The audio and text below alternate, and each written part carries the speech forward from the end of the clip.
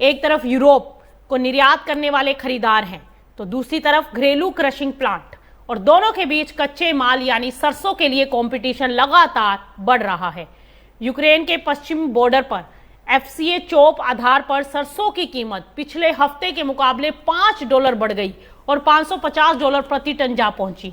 वहीं घरेलू क्रशर्स की ओर से खरीद कीमत $15 घट गई और वो $485 प्रति टन रह गई, जिसका मतलब साफ है कि किसानों के लिए पश्चिमी सीमा के रास्ते यूरोप को सरसों बेचना घरेलू क्रशिंग प्लांट को बेचने की तुलना में अब करीब $65 प्रति टन ज्यादा अट्रैक्टिव हो गया है। यही कीमत का डिफरेंस यूक्रेन के घरेलू क्रशिंग इंडस्ट्री के लिए चिंता बढ़ रहा है। अगर घरेलू प्लांट पर्याप्त मात्रा में सरसों खरीदना चाहते हैं तो उन्हें किसानों को ज्यादा कीमत ऑफर करनी पड़ सकती है, वरना उपलब्ध माल यूरोपीय बाजार की तरफ जाता दिखाई देगा। यूरोप से मिल रहे मजबूत भाव ने इस अंतर को और बढ़ा दिया।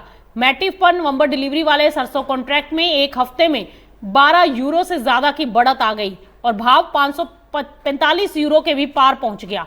वहीं यूक्रेन के बंदरगाह पर सीपीटी आधार पर भी सरसों की कीमत करीब $500 प्रति टन पर स्टेबल रही। यानी इस समय पश्चिमी सीमा के रास्ते यूरोप को सरसों भेजने में किसानों और विक्रेताओं को घरेलू क्रशिंग की तुलना में अच्छा मुनाफा दिखाई दे रहा है। हालांकि अब बाजार के सामने एक और अहम सवाल है, किसानों के पास बेचने के लिए कितना माल बचा है ये भी देखना होगा, क्योंकि यूक्रेन में नई फसल की सरसों की कटाई काफी आगे बढ़ चुकी है। 10 अगस्त तक करीब 32,20,000 टन सरसों की कटाई की जा चुकी है और 11,91,000 हेक्टेयर यानी निर्धारित क्षेत्र के करीब 89% हिस्से से हुई है। औसत उपज करीब 2.71 टन प्रति हेक्टेयर रही। इसका मतलब यह है कि अब आगे का कंपटीशन सिर्फ उत्पादन पर नहीं बल्कि किसानों के पास मौजूदा स्टॉक और वे कब और किस कीमत पर अपना माल बेचते हैं इस पर ज्यादा निर्भर करेगा, क्योंकि यूरोप पहले से ही यूक्रेनी सरसों का एक बहुत बड़ा बाजार है। अगर पश्चिमी सीमा के रास्ते लगातार बेहतर भाव मिलते रहे तो उपलब्ध सरसों का बड़ा हिस्सा यूरोप की तरफ मुड़ सकता है।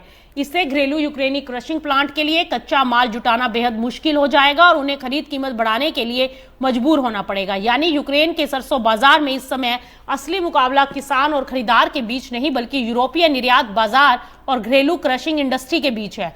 आने वाले दिनों में $65 प्रति टन का ये कीमत अंतर कितना कायम रहता है यही तय करेगा कि यूक्रेन की नई सरसों सप्लाई का बड़ा हिस्सा यूरोप जाता है या फिर घरेलू क्रशिंग इंडस्ट्री को मिलेगा।